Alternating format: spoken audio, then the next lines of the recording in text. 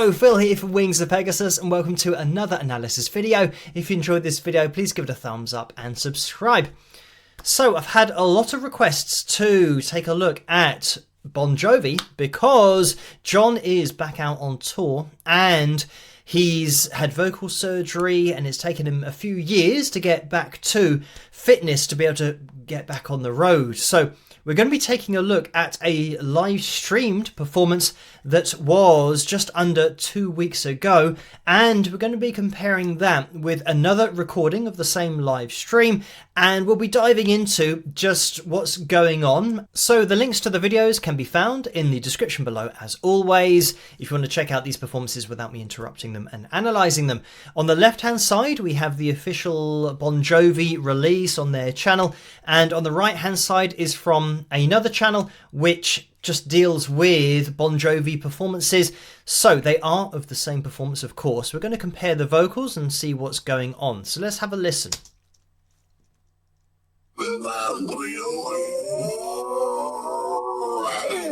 This ain't a song for broken hearted.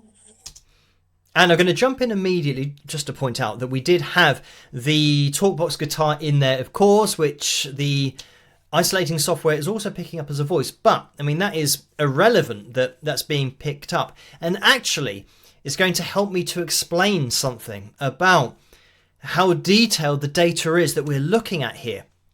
And I mean, this is just reminding me of a comment that I got recently where somebody who was supposedly in the know, even though they wouldn't give their name or who they worked for or their experience in music at all, so they were anonymous, but they were saying that by looking at pitch data on screen, especially isolated vocals, which we're looking at here, they said that it's not reliable. And the artifacts that are created through the isolation process will mean that data is going to be unreliable. So let's take a look at this unreliable data on screen, first of all, to see if this other recording of the live stream is in any way similar to the official release. I think you'd have to agree that this looks absolutely the same. So here on the left hand side we come down, touch the B3, come up to these two peaks, touch the B3, come up to these two peaks, we drop down and just above the F3, here we actually just go a little bit sharp of the A3 and a little bit sharp of the A3, but all of these things look very similar. And if I now move this across like this and now move it up like that, you'll see that the lines go over the top of each other because this is exactly the same vocal, which is great. So it means that the recording of this particular live stream and the live stream when it went out is all consistent. And what you might find as well is that here we've got a line completing a line, and I mean my lining up is actually a little bit off. There we go.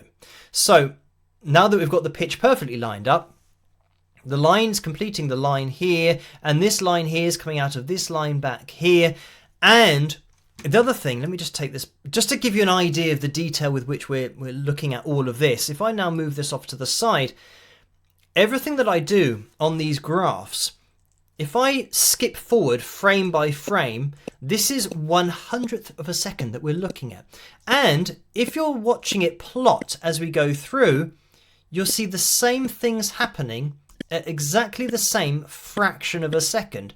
Like here, right at the edge of the screen, we go down below the B3. Here we've gone down below the B3, and I can keep on doing this.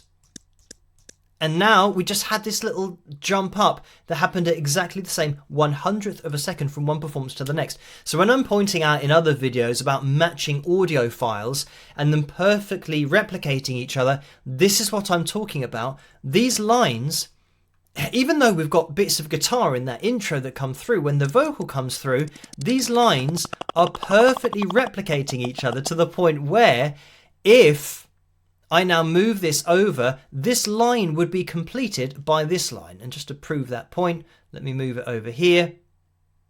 And there we go. Once you get it to perfectly in time and you spend, just a few seconds lining it up, you'll see that the line goes into the other line. And when I get rid of it, there we go. You can see that line now magically appearing in that space.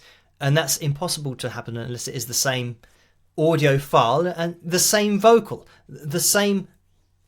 fingerprint. Effectively, that's what we've got. So it's great. We have got the same vocal here. But what I'll do, just to simplify things, is just make it into one chart on screen. So we're going to be listening to the official release from the Bon Jovi channel, and this is how I like to do it. So you can follow that link to the official channel so you know exactly where this audio is coming from. We'll listen to it from the beginning again. This ain't a song for the broken hearted.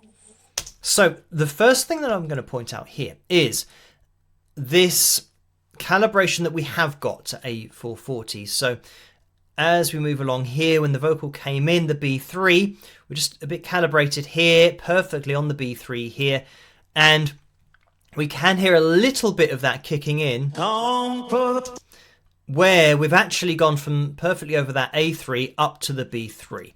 So I will let it play on, but already in this opening phrase here, calibrated as well to the B3, because this was a live performance and a live vocal, it means that we've got live auto-tune on this vocal. And I am going to be talking about John's vocal journey in this performance as well. And you might remember that I did a video on Bon Jovi with their Hall of Fame induction, I think it was, the Rock and Roll Hall of Fame, where they had tuned his voice quite heavily. And yeah, I did say that it was a hard video for me to make because of the music that I'm into, and Bon Jovi certainly being one of those sounds of my youth. But it's an objective analysis video, so I'm going to point out what we're listening to first and then get into other details about John's voice afterwards and the upcoming tour as well. But we'll just listen on. No silent fearful beat party. So yeah, we have another held note here on the B3, which is again perfectly over the B3 to 0 cents. We're just above, below, above to the line, above, below. So it's very much being centralized. And that is something actually that I would probably expect given John's vocals and the surgery and kind of where he is now. I'm gonna be just a pacing around, gonna hear my voice shout out. So yeah, we have that B3 again. What's great here is that the backing vocals, when you're listening to this and the full production, the backing vocals sound great. They're really tight, and you know, it could almost be like they were on a backing track. We've got a lot of voices going on here. I think we've got maybe 4 or 5 backing vocalists. So, and they're kind of playing, you know, they're instrumentalists as well. So we've got a lot of voices going on, but you can make out natural voices in there. It's not voices that are just purely on a backing track. We've got live vocals all the way across this performance. It's my life. And something that you will notice about John's voice is this wide, slow vibrato that he's got. And you know, we can see it really clearly here on the pitch monitoring software. My Life! It's that kind of thing. And I mean, that tends to be associated with the heavier styles of music anyway, especially kind of heavy metal. You get into that, you know, quite a wide vibrato can come in. In this case, it's something that John now has in his voice. I don't think he had it before, but again, interesting here. F sharp 4, that we're perfectly over the line. But we're going to see this calibration with any note that is held for any length of time that's straight, because it is a live auto-tune thing. Like that. Never! You heard that tail off of that live backing vocal. I could live forever. So yeah, even more vocals there. And it's great that we've actually got the backing vocals in the mix, because you can hear that those are real voices going on. And this is a real live performance. When I say real, it is genuinely live. So let's play again. I could live forever. Now, something that I want to mention about this performance is that John has had a tough time vocally, and it's I guess, to be expected with the songs and the range that you need to have to sing these songs. And some people that I see commenting under videos where they say, oh, it's a shame that he's lost his voice and he can't sing how he used to and all these different things. And I feel like saying to those people, you have a go at singing these songs and you just have a go at singing them night after night after night. And that's another thing that you've got to throw into the mix is an artist, a singer and bands who were hugely popular and at their peak were playing night after night after night, singing really demanding songs. And it might have been the case that they were belting at the top end of their chest voice and they were just doing that night after night. And Bon Jovi wasn't old when he made it. He was a young guy. So when you're thinking about having vocal technique and looking after your voice and, balancing airflow and handing it off to a head voice and all these different things that somebody who's highly trained after maybe 10 or 20 years, they might have that technique. And even still, you still might not have it after that amount of training, practicing. So thinking of a young guy getting out there and belting this out all the time, now so far into his career, you think, well, it is going to take a toll. And unfortunately, it was the case that he had to have vocal surgery. And I heard him say that Shania Twain had the same vocal surgery and he had the same surgeon as she had doing this procedure. And she said it would take you, I think, 3 months to get back. And he said it actually took 3 years. So he's been working at it to try and get his vocal back to where I'm just thinking about the Shania Twain analysis that I did recently. You can check that out if you want to, but this is absolutely John singing live, but going through auto-tune and managing his voice in a way that you can hear. Sometimes he's slightly late with his vocal phrase.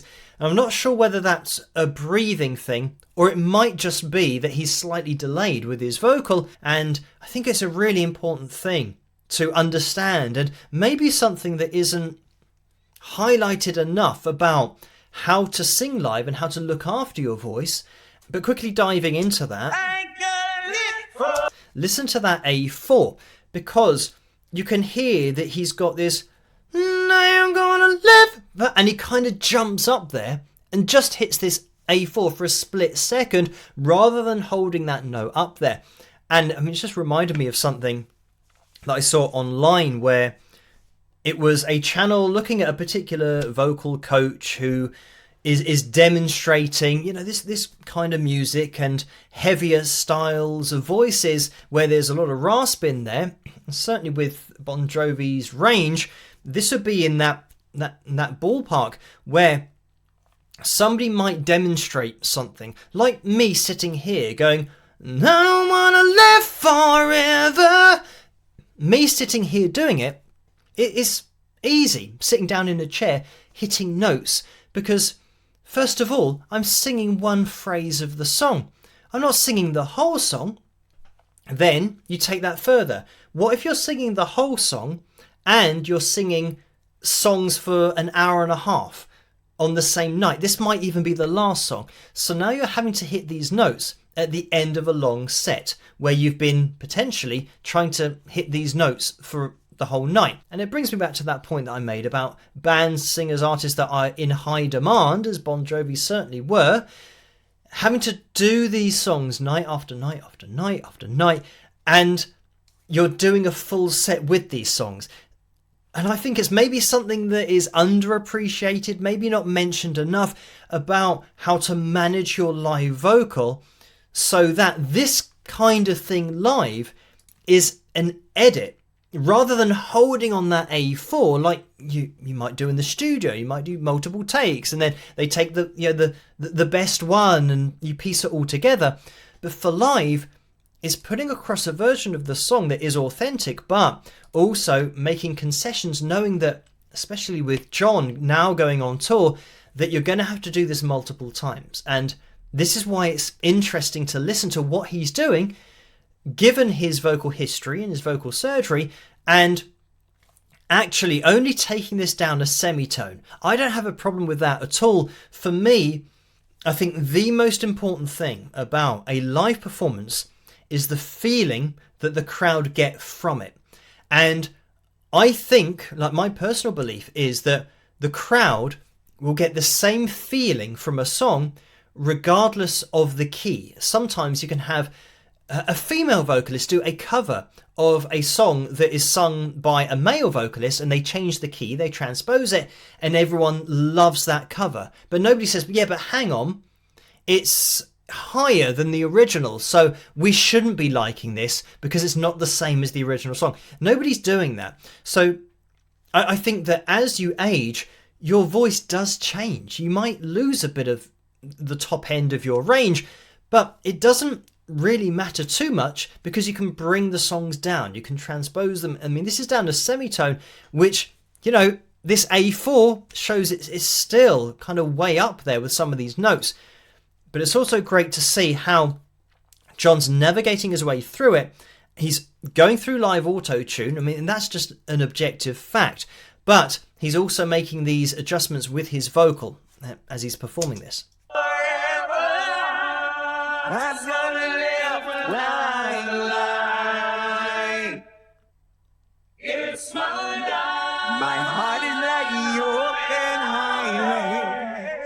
Frankie said I did it my way. That's gonna live my life. It's my life.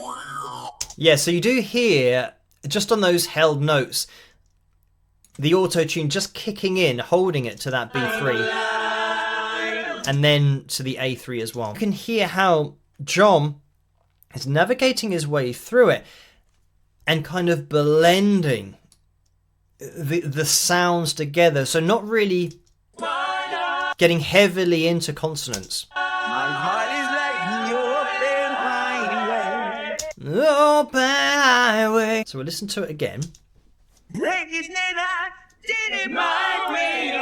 The fact that he can build up that pressure to get to that A4. What I mean is, when we get up to the A4, we have a little bit of time. So he's just kind of collecting himself here. And then kind of, you know, leaning on the diaphragm a bit. And then the pressure kind of makes that note happen rather than going and trying to reach up for it. It's kind of building that pressure, letting that note come out just for a split second, the A4, and then getting back into it. So yeah, he's navigating his way around it. I know that people might say with auto-tune that they don't like to hear an auto-tune vocal, and again, that's subjective. And I think in John's case, it's something that he's looking for a way to go easy on his voice because of being obviously through so much, but being so far on in his career, that the auto-tune is going to make it easier.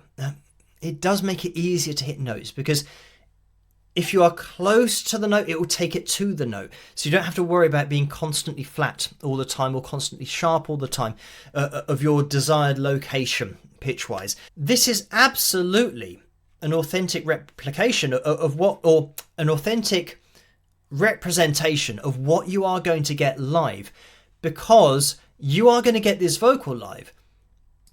And it's great to be able to see this because then people can decide whether they want to go and watch it or not.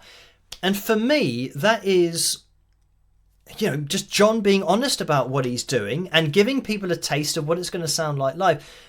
Obviously, he absolutely could have put out a video of a live performance, and we've seen this in the past, of artists and, you know, labels putting out performances from artists that are going out on tour, and it's labelled as a live performance because they want to sell tickets for the tour, and the vocal is either overdubbed or post-pitch corrected, so it isn't going to be representative of the sound you're going to get live because they're just trying to sell you tickets. Then you might go and watch it live and realise, oh, hang on, this sounded nothing like the thing that they were using to try and promote this particular tour and these set of dates.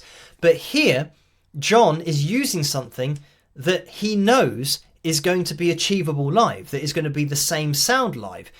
So for me, I've just pointed out what's going on with the tuning, and a few bits about John's voice and where it's at now. But if you are a Bon Jovi fan, this is a true representation of what you're going to get from John and the band live, because it's a fully live performance, fully live backing vocals. You're going to get that live band sound.